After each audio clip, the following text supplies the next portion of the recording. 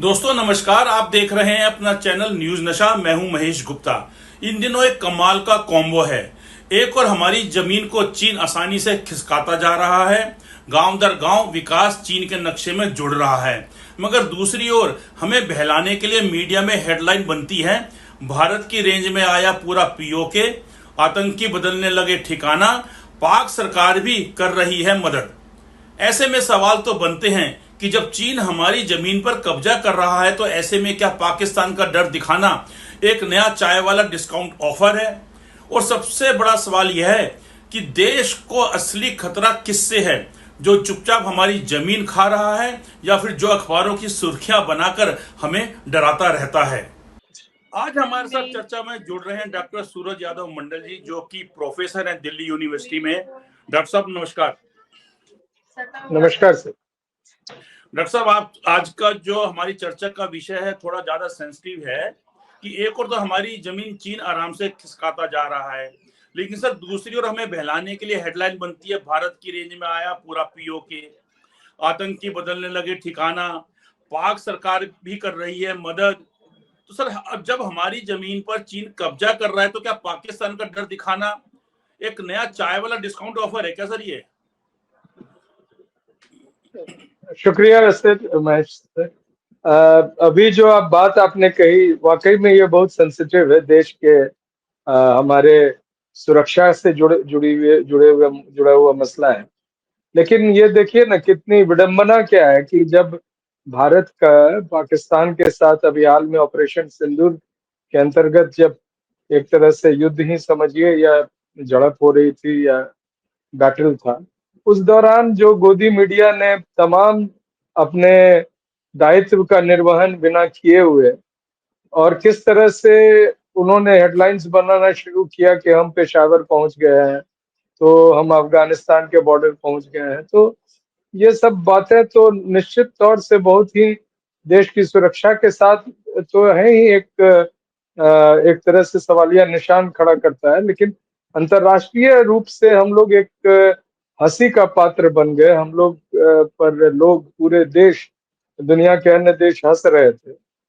अभी आपने जो कहा है ये मेरे लिए बहुत ही एक तरह से ऐसा विषय है जो मैं पढ़ाता भी हूँ। मैं चीन के इतिहास के संबंधित अधिक जानकारी रखता हूँ और उस संदर्भ में हम लोग देख रहे हैं कि किस तरह से चीन जो है उसका प्रयास है कि भारत के उत्तर पूर्वी राज्य खासतौर से अरुणाचल प्रदेश पर लगभग वो अपना कब्जा करे। और और इस बात की जानकारी बिल्कुल नहीं देती है मीडिया। मैं आप इससे पहले दूसरा प्रश्न करें, मैं पाकिस्तान पर अभी नहीं जा रहा हूं, लेकिन ये देखिए ना कि हमारे जो देश के सदर हैं, जो प्रधानमंत्री हैं, कभी भी वो जब विपक्ष में थे तो बोलते थे कि लाल लाल आंखें दिखाने की हाँ, जरूरत है, बिल्कुल और अभी बिल्कुल। जाते हैं चीन जाते हैं तो पता नहीं किस तरह से एक पकड़ के हंसते हैं। और ये जो कि अंतर्राष्ट्रीय रूप से जब भी कोई डिप्लोमेटिक संबंध रहता है तो उसमें आपके एक एक स्टेप को यस। पूरी दुनिया देखती है, विपक्ष एक देख एक हाव जो भाव सर। दूसरा इवन देश। पहले से भी होता है कि प्रोटोकॉल भी होता है कि दो देश के जी। जो है प्रमुख मिलेंगे तो किस प्रकार से आपको चलना है, कहाँ हाथ उठाना है, कहाँ हम्म, हाथ मिलाना है या नहीं मिलाना, कहाँ खड़े होना है। और उसमें कहीं पर भी ऐसे नहीं जी बताया जाता कि आपको बिल्कुल मुंह पास लाके खिलखिला के हंसते रहना है। ये तो जी। सर कोई देश नहीं, वाला नहीं करता। और खास तौर से देखिए मैं एक छोटा सा वाकया आपको जब पंडित जवाहरलाल नेहरू देश के प्रधानमंत्री थे उस समय का बताना चाहूंगा। एक हमारी प्रोफेसर थी दिल्ली विश्वविद्यालय में जो चीन और जापान संबंधी अध्ययन विभाग की प्रोफेसर थी।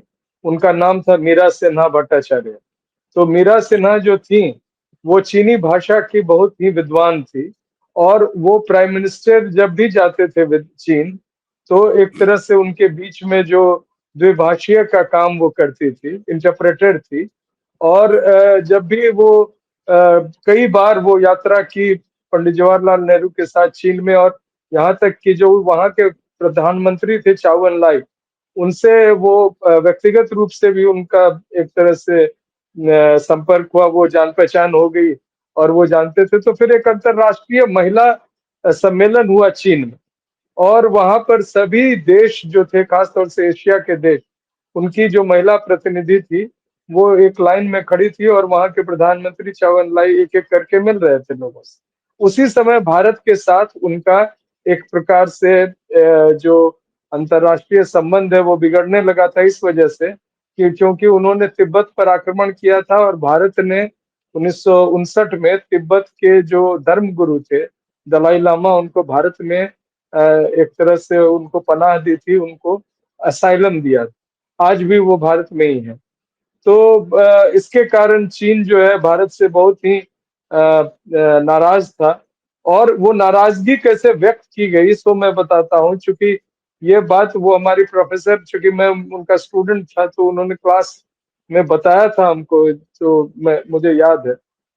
उन्होंने कहा कि तमाम जो महिलाएं थी एक एक के, जैसे अफगानिस्तान, पाकिस्तान, फिर इंडिया, तो इंडिया की प्रतिनिधि मीरा सिन्हा मैडम थी, वो प्रोफेसर मीरा सिन्हा थी। तो वो जब चावला आ रहे थे मिलने के लिए तो उनके ठीक पहले पाकिस्तान की प्रतिनिधि खड़े, तो उनसे उन्होंने बड़ी आत्मीयता के साथ वो मिले, हाथ वाथ मिलाया। तो ये इनको समझ में था कि वो तो मुझे व्यक्तिगत रूप से जानते हैं, तो और भी बातें होंगी। और चूंकि ये चीनी भाषा की बहुत अच्छी हम्म, ज्ञाता थी तो चीनी भाषा में उस इनका वार्तालाप होता उसकी था। बात है।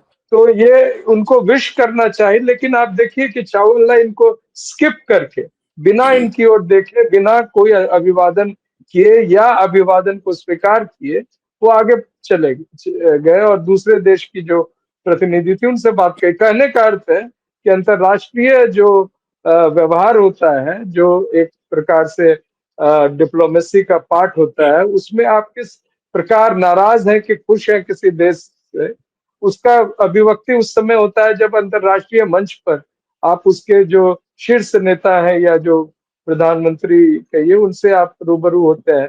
ये गए और जी पिंग के साथ जो इनका जो वार्तालाप हो रहा है, उन्होंने, आप वीडियो देखिएगा, वो इस बार एक हॉल में ये उनसे मिलने जा रहे थे, बड़ी खुशी खुशी हाथ वाथ उठाने लगे, तब तक वो हाथ मिलाने से लगभग वो सीधे इनको कुर्सी पे बैठने का इशारा कर दिया।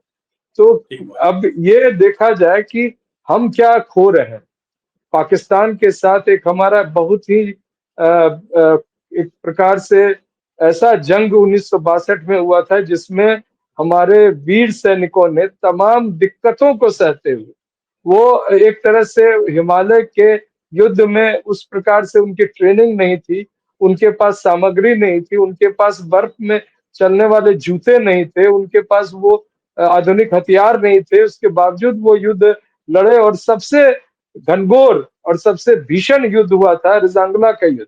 और मैं इसमें बताऊंगा कि मैं कई वो उस युद्ध में लगभग 150 से अधिक या 124 कहा जाए जो अहिर हरियाणा और जो राजस्थान के इलाके के थे, वो वहां पर तैनात थे कुमाऊं रेजिमेंट के पार्ट में। और वहां पर जो उनका नेतृत्व कर रहे थे वो मेजर शैतान सिंह कर, और उन लोगों ने 3,000 सैनिकों को रोका। और इस पूरे इस युद्ध में जो ये तमाम 124 में सिर्फ 6 जो सैनिक थे वो घायल अवस्था में किसी तरह बचे। लेकिन चीन ने जब इनकी बहादुरी देखी और उनकी सैनिकों ने देखा कि किस प्रकार से हमारे जो वीर सैनिक थे वो अपने देश को बचाने के लिए प्राण निछावर कर रहे थे, और एक एक को 10-10, एक एक सैनिक जो है 10-10 चीनी सैनिकों को मार रहा था। तो उन्होंने एक प्रकार से वापस कदम खींच लिया और वहां युद्ध विराम की घोषणा हुई। वो युद्ध विराम आगे तक चला।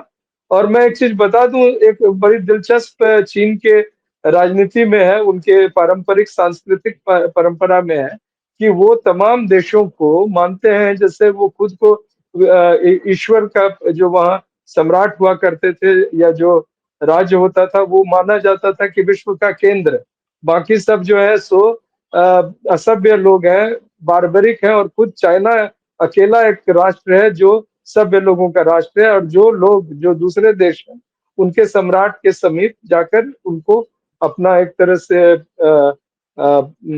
अधिपत्य स्वीकार करना पड़ता था। तो उस लिहाज से जब ब्रिटिश इंडिया ने मैकमोहन लाइन की स्थापना की, यानी कि सीमा रेखा चिन्हित किया, तो उनकी ओर से उस समय आपत्ति तो नहीं थी, लेकिन जैसे बाद में जब अंग्रेज चले गए तो उन्होंने आपत्ति की। और अंग्रेजों की यह नीति थी, रणनीति थी कि तिब्बत जो है, जिस पर चीन लगातार अपना एक तरह से दावा प्रस्तुत कर रहा था, उसको एक बफर स्टेट, यानी जब दो राष्ट्र के बीच में एक राष्ट्र ऐसा होता है जहां पर अगर वो चढ़ाई करे तो हम पहले से सजग हो जाएं और युद्ध उनकी भूमि में लड़ा जाए, न कि हमारे भूमि में। लेकिन वो क्या किए, तिब्बत को अपने में मिला लिए, और उस समय पंडित जवाहरलाल नेहरू की तरफ से उस ढंग से विरोध नहीं हुआ। लेकिन उन्होंने वहां के जो धर्म गुरु थे उनको उन्होंने भारत में असाइलम दिया, जो दलाई लामा है। तो आज इसी प्रकार उसी क्रम में आप देखिए, हजारों वर्ग किलोमीटर वो निरंतर आगे बढ़ रहे हैं। सबसे जो नवीनतम झड़प जो हुई थी, जिसमें हमारे लगभग 20 सैनिक या तो उनको चोटें आई थी, या उनमें से कुछ लोग शहीद भी हुए, जो 2020 के लगभग, या 2021, जब कोविड का समय ही चल रहा था, उसी दौरान वहां पर हुआ था। लेकिन हमारे तरफ से कुछ खास उसका एक तरह से इस सरकार ने, जो लाल लाल आंखें दिखाने का दावा करती थी, उन्होंने विरोध नहीं किया। और सबसे आश्चर्य का विषय है कि भारतीय जनता पार्टी के ही मुख्यमंत्री जो अरुणाचल प्रदेश के हैं, उनके सांसद जो है सदन के अंदर, लोकसभा में एक मसले को उठाया और कहा कि हमारे हजारों किलोमीटर जमीन को चीन ने कब्जा कर रखा है, और बिल्कुल सही। वो एक शहर और गांव बसा दिए है अरुणाचल प्रदेश के समीप में। और हाल में भी आप देखे होंगे, जो गरड़िए होते हैं, जो भेड़े चराते हैं, उन्होंने आकर सूचना दी कि कई किलोमीटर अंदर चीनी सैनिक घुस घुस आए हैं। क्या हम इतने एक तरह से कमजोर हैं कि उनको हम रोक भी नहीं सकते हैं? रोकना तो दूर, हमारे जो फाइनेंस मिनिस्टर है, कॉमर्स के मिनिस्टर है, वो कहते हैं कि हमारा सारा जो अर्थव्यवस्था है, बड़ी व्यवस्था, जो फॉरेन मिनिस्टर है जयशंकर जी, जिनके बारे में भारतीय जनता पार्टी के ही नेता सुब्रमण्यम स्वामी ने बहुत ही ऐसी टिप्पणी की है, जिसको आपके चैनल पे बताने के लिए मैं नहीं समझता हूँ उचित है। लेकिन वो बहुत ही एक तरह से अपमानजनक टिप्पणी थी किसी मंत्री के बारे में, और वो भारतीय जनता पार्टी के नेता है। उन्होंने जो तो ये जयशंकर जी ने बयान दिया कि इतने बड़े अर्थव्यवस्था के साथ हम थोड़ा ही चुनौती और प्रस्तुत कर सकते हैं या उनसे लड़ सकते हैं।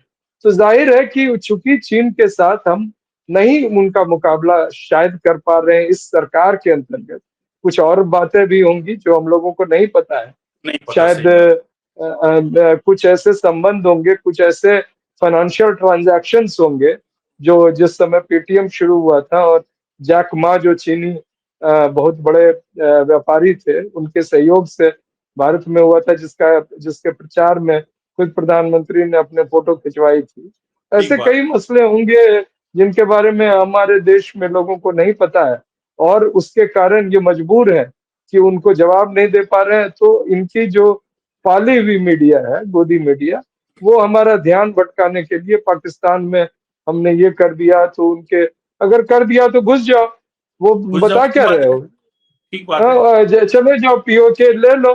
आज हम पूरे शान से आपका स्वागत करेंगे, और पूरे इस आपके मंच पर भी और तमाम मंच पर जय जयकार हो जाएगा उनका। लेकिन जो सच्चाई है उसको ये बताना नहीं चाहते हैं। और आपने बहुत ही, मैं समझता हूँ आप देश के समक्ष एक बड़ा एक नजरिया प्रस्तुत कर रहे हैं, जिसके अंतर्गत लोगों को यह जानना जरूरी है कि भारत की स्थिति क्या है, और जो पढ़े लिखे लोग हैं उनको समझना होगा और जानना होगा, क्योंकि ये बातें समाचार में नहीं बताई जाती हैं। ये जो संवेदनशील मसले हैं, इनके बारे में कोई चर्चा नहीं होती है, सिर्फ हमारा ध्यान भटकाने के लिए प्रयास किया जाता है। जी सर। डॉक्टर साहब, आपने जो है बीच में एक बार नाम लिया था मेजर शैतान सिंह जी का, तो मैं एक बार उनको नमन करना चाहता हूँ, उनको, उनकी फौज को हमारे तरफ से नमन है उनको। फिर हम आगे बढ़ते हैं सर। तो सर, कभी कभी आप देखेंगे कि जो हमारे पीएम साहब हैं बहुत जोश में आ जाते हैं चाइना के खिलाफ। उनकी कोई ऐप है वो बंद कर देंगे, फिर बोलेंगे कि इनके साथ साथ जो हमारा कोई व्यापार नहीं होना चाहिए, और फिर वो नेहरू जी को गाली देने लग जाएंगे, कांग्रेस को गाली देने लग जाएंगे। कभी कभी इतनी जोश में कैसे आ जाते हैं चाइना के खिलाफ, और फिर वहीं जाके गले मिलते हैं जी। ये भी नहीं सोचते हैं कि डिप्लोमेटिक संबंध है, हमें क्या बोलना है, कल को किससे हमें वापस मिलना पड़ जाए या ना मिले तो कम से कम पुराने को कितना कोसे कितना नहीं कोसे। तो कभी कभी तो सर बिल्कुल लाल हो जाएंगे जबान से, और कभी कभी बिल्कुल गले, और गले तो खैर बिल्कुल फिजिकल मिलते हैं जाके जी। इसकी वजह क्या लगती है आपको? नहीं वो मैं सर आपको एक इसमें करेक्शन करना चाहूंगा। देखिए ये गलती से भी नाम नहीं लेते हैं। वो कितने भी गुस्सा करें, लेकिन पिछले बार जब ये प्रकरण हुआ था और जब ये मसला हुआ था, जब हमारे सैनिकों के साथ दुर्व्यवहार किया गया, जब उन्होंने इसी प्रकार की जरूरत की, हमारे सरजमीन के अंदर आए जिसकी चर्चाएं हो रही थी, ये सब कुछ किए, लेकिन एक बार भी नाम, इसी तरह पता नहीं ये अमेरिकी राष्ट्रपति का भी नाम नहीं लेते हैं। तो नाम नहीं लेते हैं तो अलग बात है। अभी तमाम गोदी मीडिया बड़ी तारीफ कर रहा था कि अभी ट्रम्प साहब ने इनको फोन किया और इनका नाम लेकर नरेंद्र सरेंडर सरेंडर नहीं नरेंद्र कह के बुलाया, और वो बड़ी खुश भी हुए और उन्होंने बड़ी इसकी चर्चा की। लेकिन अगले दिन उन्होंने क्या किया? अगले दिन भारत को चीन और पाकिस्तान जैसे राष्ट्रों के साथ, जो ड्रग के ट्रैफिकिंग में जिन देशों का नाम है, उसके साथ जोड़ दिया। दो व्यापारी के विरुद्ध उन्होंने गंभीर आरोप लगाते हुए कार्रवाई की, जिनका नाम ना उन्होंने उजागर किया है, ना भारत में लोगों को पता है। तो ये मसला तो है कि कुछ बातें हैं जो ये हॉट एंड कोल्ड रिएक्शन इनका आते रहता है, कभी नाराज होते हैं, कभी खुश होते हैं, लेकिन इतनी फुहरता के साथ अंतर्राष्ट्रीय संबंध नहीं चल सकता है। अंतर्राष्ट्रीय संबंध को बनाए रखने के लिए जिस प्रकार की एक छवि बनाने की और एक व्यवहार को अंतर्राष्ट्रीय मापदंड के अनुसार एक व्यवहार को करने की आवश्यकता है, वो जरूरी है। शायद मैं समझता हूँ कि मार्गदर्शन मंडल में जाने से पहले जो अगले व्यक्ति होंगे वो इस बात को समझेंगे। जी सर। सर देखिए, क्या जब दो देशों के बीच के प्रमुख मिलते हैं तो सर उसके अंदर भाषा जो है वो क्या है, आपकी आपका व्यवहार क्या है, फिर आपकी सोच क्या है, उसके बाद जब अपने अपने देश में आके आप किस प्रकार से अपने आप को सबसे ऊंचा दिखाने लग जाते हैं, तो सर दूसरे देश के जो लोग हैं या दूसरे देश के जो चाहे राष्ट्रपति हैं चाहे प्रधानमंत्री हैं, उनके यहाँ भी उनका स्टाफ होता है, अधिकारी होते हैं, वो भी दूसरे सभी देशों की क्लिपिंग्स मीडिया की रखते हैं। वो भी तो सर देखते हैं ना कि किस प्रकार से हम क्या छोटापन दिखाते हैं ये लोग। अगर पता चला कि वहां पे 10 देशों के प्रधानमंत्री या राष्ट्रपति खड़े हैं और किसी ने जो है सज्जनता दिखाई, जैसे लखनऊ में कहते हैं पहले आप पहले आप, तो पहले आपका मतलब ये नहीं कि दूसरे वाला बड़ा हो गया, तो उसकी महानता है कि बड़ा होकर भी जो है वो झुकता है। तो अगर कहीं हमारे मोदी साहब को किसी ने आगे की तरफ खड़ा कर दिया लाइन में कि पहले आप, तो हमारा मीडिया जो है, कुछ खास मीडिया बस उसी को ही दिखाता है, देखिए मोदी जी कितना वो महान है, बिल्कुल आगे हैं। तो ये सब चीजें बाहर के देशों को भी दिखती हैं। कोई ऐसा नहीं है कि ट्रम्प साहब हैं उनसे हमारा जो देश का कोई बिल्कुल 36 का आंकड़ा है या 1 to 1 कुछ है या कुछ लेन देन है। जो हमारा व्यवहार है उनके प्रति को लेकर सर वो भी सोचते कि यार नहीं, ये गड़बड़ हो गई। हर आदमी सर अपने लेवल के आदमी को साथ लेकर चलता है, लेकिन बाद में जब देखता है कि कहीं गुजरा तो वो दूरी बना लेता है।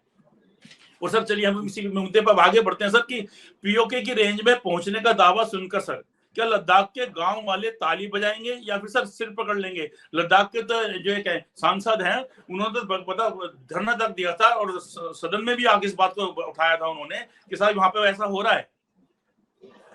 लद्दाख में जो एक बड़े एक्टिविस्ट है सोनम वांगचुक जो है, वो अभी लगातार एक प्रकार से धरना पर है। उनके साथ कई लोग, कई एक बड़ा जनसमूह है। और देखिए उनकी जो अपनी संस्था है जिसको उन्होंने बड़े ही एक ग्रामीणों के मदद के लिए बनाया।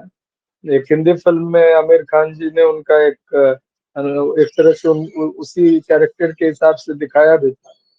उनके प्रति इतना इनका एक प्रकार से निर्दयतापूर्ण रवैया है कि उनकी संस्थाओं को नोटिस दिया गया है कि हम इसको बुलडोजर से गिराएंगे। तो आप ये देखिए लद्दाख में कई मसले आ रहे हैं, खासतौर से जब इन्होंने आर्टिकल 370 लगाया, तो ये इन्होंने कभी नहीं कहा था कि हम जम्मू कश्मीर को 3 भाग में बांटें। और इन्होंने बांटा, जिसका विरोध भी हो रहा है अभी भी। लद्दाख को अलग किया, लेकिन लद्दाख को अलग करने के साथ साथ लद्दाख को के लोगों को स्वायत्तता देने की अगर बात थी तो उसको नजरअंदाज कर दिया। उसका कारण ये माना जाता है, समझा जाता है कि लद्दाख में जो मिनरल्स मिले हैं, जिसमें खास तौर से वो मिनरल्स शायद लिथियम कहते हैं या क्या, जो बैटरी बनाने के काम में आता है, जिसको जो इनके मित्र जितने कॉरपोरेट हैं वो उस पर एकाधिकार चाहते हैं, उन लोगों के फायदे के लिए ये राजनीतिक इस कदम को उठाया गया, जिसके कारण वहां के लोग इस बात को समझ गए और विरोध कर रहे हैं। तो मसला अगर इतना आसान होता कि हम पीओके ले रहे हैं तो जो बाकी लोग जो है लद्दाख के और कश्मीर के वो खुश हो जाएंगे, तो उनको तो ये बहुत ही एक अजीब तरीके से अपने ही जो नागरिक हैं उनके साथ व्यवहार किया जा रहा है। जो चुने हुए भारत के संविधान के तहत चुने हुए जो मुख्यमंत्री हैं, उनको आप देखे होंगे हाल में, जब वो उनको रोका गया, वो एक तरह से उनको नजरबंद करने की कोशिश की गई। इसी तरह आम आदमी पार्टी के सांसद संजय सिंह जब थे और वहां पर फारूक अब्दुल्ला के साथ उनका मिलना, वो मिलना चाह रहे थे, तो उनको भी नजरबंद कर दिया गया। तो ये क्यों किया जा रहा है? कुछ ऐसे ये मीडिया जो हम लोगों को बताती है, जो देश के नागरिकों को सूचनाएं दे रही है, वो क्या सही है? इस पर बहुत बड़ा प्रश्न है, एक सवालिया निशान है। और उस निशान में इजाफा और हो जाएगा अगर वहां से लौट कर आए हुए लोग वहां की सही जानकारी भारत के लोगों को अगर देने लगेंगे। तो ये जो नैरेटिव चलता है कि हमने पीओके में लगभग कब्जा कर लिया है, लोग पूरा पीओके छोड़ के भाग रहे हैं या भाग जाएंगे, या हम आगे हमारी सेना को भी घुसने की जरूरत नहीं होगी, ये लगभग वो सरेंडर कर चुके हैं। तो इस तरह की जो नैरेटिव है, जो बेसिर पैर की है, जिसका कोई आधार नहीं होता है, भारत के लोगों को बरगलाने के लिए और यहाँ एक झूठ को फैलाने के लिए ये इस्तेमाल किया जा रहा है। इसके विरुद्ध एक प्रकार से सभी लोगों में जागरूकता आ जाती है, लोग जान भी गए हैं ये। देखिए वो कितना भी ये कर लें, ये सच्चाई तो छुप नहीं सकती है, वो किसी न किसी रूप में लोगों तक पहुंच ही जाती है। जब तक आप जैसे लोग हैं, और जो मैं जिंदाबाद करता हूँ आपके इस यूट्यूब चैनल को भी, और अन्य जो हमारे साथी हैं जो यूट्यूब के माध्यम से भी लोगों तक सही जानकारी प्रस्तुत करने के लिए एक प्रकार से लोहा ले लेते हैं प्रशासन के साथ, उन सभी को सलाम है और उनके माध्यम से बातें पहुंच रही हैं। तो ये एक बड़ा विषय है। इसमें विश्वविद्यालय स्तर के लोगों का विशेष योगदान योगदान है, क्योंकि वो इसकी पढ़ाई करते हैं, तो उनकी जो इस पर रिसर्च है, यानी कि शोध है, उन बातों के माध्यम से लोगों तक और भी पता चले, तो शायद ये बेहतर स्थिति होगी देश के बारे में। जिस सर, आपको क्या लगता है सर कि पीओके की तरफ मिसाइल का रेंज मैप दिखाने से क्या गलवान की जमीन वापस आ जाएगी सर?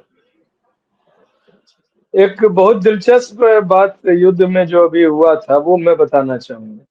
एक इंटरनेशनल मीडिया जो है वो भारत और पाकिस्तान के बीच में जो झड़पें हो रही थी, उसमें उनकी अधिक दिलचस्पी नहीं थी। वो कौन जीत रहा है कौन हार रहा है उससे कोई लेना देना। वो व्यापारी है मूलतः, और अपने व्यापार को, यानी कि जो वो बेचते हैं जो हथियार, उस हथियार की कितनी अधिक वो उस युद्ध में ही वो फैसला होता है कि किसका हथियार बेहतर है। तो सही यहाँ बात। दो हथियारों का होड़ लगा हुआ था। एक तो भारत ने बहुत ही हाई क्वालिटी का जो एयरक्राफ्ट जो है, जिसको रफाल के नाम से हम जानते हैं, जो युद्ध विमान है, वो था। और दूसरे तरफ पाकिस्तान को चीन द्वारा दिया गया एक मिसाइल सिस्टम था, जो जिसमें वो एक तरह से इस्तेमाल कर रहे थे, जो रिमोट कंट्रोल डिवाइस का, उसको अब दोनों ओर से दावा था।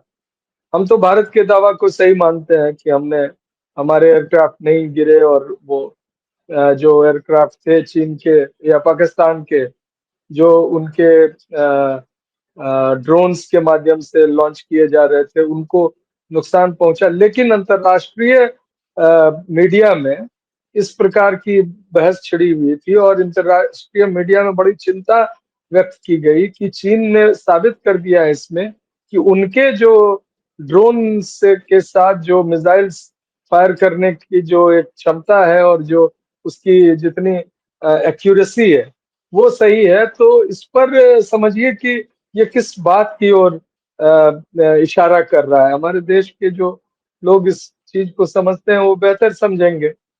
तो ये बातें तो है कि आप मिसाइल उधर कर दीजिए तो क्या उनके पास नहीं?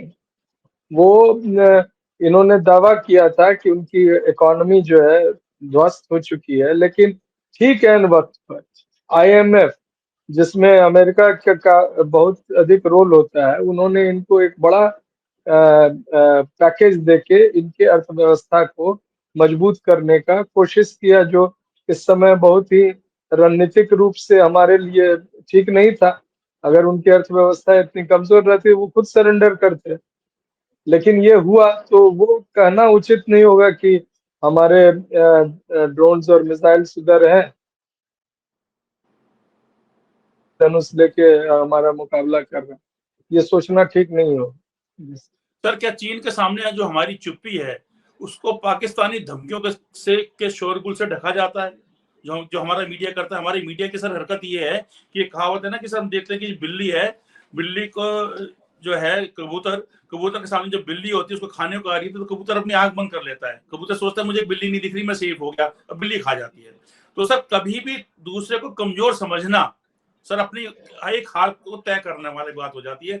हमेशा दूसरे को मजबूत समझना चाहिए और दूसरे के मजबूती को अपने से जब ज्यादा मजबूत हम समझेंगे तो तभी ज्यादा जो है हम चिंता भी करेंगे और मुझे अपनी मजबूती भी दिखाएंगे। अदरवाइज क्या होता है सर, मन के अंदर एक ओवर कॉन्फिडेंस आ जाता है और ओवर कॉन्फिडेंस हमेशा हर जगह नुकसान देता है। और हमारा मीडिया ने तो सर बिल्कुल क्या, मतलब आपको पता ही कि पाकिस्तान के कई जो है इलाके भारत में मिलवा दिए थे कि रात को डिनर हम यहाँ करेंगे, सवेरे ब्रेकफास्ट जो हम पाकिस्तान के वहां करेंगे। तो क्या मतलब हमारे मीडिया ने भूमिका निभाई है, भगवान जाने क्या चाहते हैं और क्या करेंगे हमारे देश का। तो जो भी कुछ होता है ना सर, तो चीन के सामने हमारी चुप्पी है तो चुप्पी ना आए तो पाकिस्तान की धमकियों का जिक्र करने लग जाएंगे, भारत पाक को दिखाने लग जाएंगे, हिंदू मुसलमान को दिखाने लग जाएंगे। जी सर। जी पाकिस्तान को इस पूरे नैरेटिव में केंद्र में रखने के पीछे दो मकसद है। एक तो पाकिस्तान को हम लोग युद्ध में पराजित कर चुके हैं। 1971 में दुनिया के सबसे बड़े आत्मसमर्पण का जो अब जो बांग्लादेश कहलाता है उस समय ईस्ट पाकिस्तान कहलाता था, जहां जनरल नियाजी ने आत्मसमर्पण किया था भारत के सेनाध्यक्ष के समक्ष। वो एक बड़ी ऐतिहासिक घटना थी जिसका जोड़ आज तक नहीं मिलता है पूरे विश्व के इतिहास में। तो जाहिर है कि पहली बात तो है कि हम पहले से जीते हुए हैं, तो हम उस चीज को रिट्रेट करते हैं और इसका ये फायदा उठाते हैं। लेकिन इसके साथ साथ देश के अंदर जो बांटने की राजनीति है, हिंदू मुसलमान के तरह बांटकर एक पोलराइजेशन क्रिएट करके, उसमें भी इनको फायदा होता है, क्योंकि चीन में तो ये बात नहीं आएगी, न बोल सकते हैं। पाकिस्तान में इनको कोई रोक नहीं सकता है, तो ये बोलते रहते हैं। हमारा ये चिंता ये नहीं है कि क्या बोल रहे हैं, ये तो अब लोग समझने लगे। आप देखते होंगे यूट्यूब में कई लोगों के जो टीआरपी है वो जो मेन स्ट्रीम चैनल है उनसे बेहतर है। और जो लोग पूरे मसले को समझते हैं, देखते हैं, वो समाचारों में और जो गोदी एंकर्स को देख के नहीं समझते हैं, बल्कि इस प्रकार की जो डिस्कशंस होते हैं यूट्यूब पे अनेक जो चैनल्स हैं उनके माध्यम से लोग अपनी राय बनाते हैं। लेकिन इसमें एक चीज देखिए, हमारे लिए चिंता का विषय क्या है कि हमारी व्यापार या हमारा जो अर्थव्यवस्था कितना मजबूत। हम चीन पर बहुत अधिक एक तरह से उन पर उनके निर्यात जो वो एक्सपोर्ट कर रहे हैं भारत में, यानी दो चीज बहुत महत्वपूर्ण होता है, balance of trade and balance of payment. व्यापार में हम लोग चीन के समक्ष लगभग घुटने टेके। पाकिस्तान के साथ हमारा अधिक व्यापार नहीं है, जो भी व्यापार है वो बड़े लोग हैं जिनका मैं नाम नहीं लेना चाहूंगा, उनके बेटे जो हैं, जो भारत के नागरिक भी नहीं है, इस देश की सुरक्षा उनके हाथ में है। वो सुरक्षा सलाहकार हैं इस देश के, हम्म। उनके बेटे जो है वो लोग पाकिस्तान में व्यापार करते हैं। यहाँ एक सांसद हैं जो पहले कांग्रेस के साथ थे, अब भारतीय जनता पार्टी के। ऐसे लोगों का व्यापार पाकिस्तान के साथ है जो कि अधिक मायने नहीं रखता है हमारे लिए। लेकिन चीन ने एक बहुत महत्वपूर्ण एक तरह से लाइन बनाया है। एक उन्होंने ट्रेड रूट लगभग तय कर लिया है जो पाकिस्तान से शुरू होकर उनके भूमि होते हुए और अन्य कई देशों तक जाता है, जिसमें वो एक प्रकार से व्यापार में एक नए लाइन या जो रूट की शुरुआत कर रहे हैं, जिसमें भारत जिसमें कहीं नहीं आता। आप जानते होंगे ऐतिहासिक दृष्टि से जो देश एक विशेष व्यापार के रूट में आता था उनको फायदा हमेशा होता था, क्योंकि व्यापार ही एक तरह से देश को मजबूत बनाता है और देश की अर्थव्यवस्था को आगे ले जाता है। लेकिन सब में हमारी स्थिति कमजोर हो रही है और इस कमजोरी की वजह से असर जो है हमारी सेना पर, हमारे जो अपने ताकत पर पड़ रहा है। देश को समझना होगा कि हमें आज प्रधानमंत्री स्वदेशी की बात कर रहे हैं, हालांकि वो जो कपड़े पहनते हैं, जो चश्मा पहनते हैं, जो पेन उनके पास होता है, जो जो गाड़ियां वो यूज करते हैं, वो सारे कहाँ के हैं सबको पता है। लेकिन स्वदेशी एक बहुत बड़ा मुद्दा है, इसको भारत को अपनाना चाहिए था। अगर ये जो पिछले 10 साल से शासन में है, अगर इसी बात को एक थोड़ा आगे रखकर बढ़ते तो शायद हम बेहतर स्थिति में रहते, पाकिस्तान को लाल लाल आंख, चीन को लाल लाल आंख दिखाने की स्थिति में रहते। लेकिन आज वो स्थिति नहीं दिख रही। जिस सर, अब हम इसको चर्चा को, मैं इस आज की चर्चा का मैं आपसे आखिरी सवाल अगर पूछता हूं तो सर सबसे बड़ा सवाल भी यही है सर कि देश को असली खतरा किससे है सर? जो चुपचाप हमारी जमीन खा रहा है उससे खतरा है, या सर फिर जो अखबारों की सुर्खियां या मीडिया की सुर्खियां बनाकर हमें डराता रहता है, हमारा ध्यान बांटता रहता है?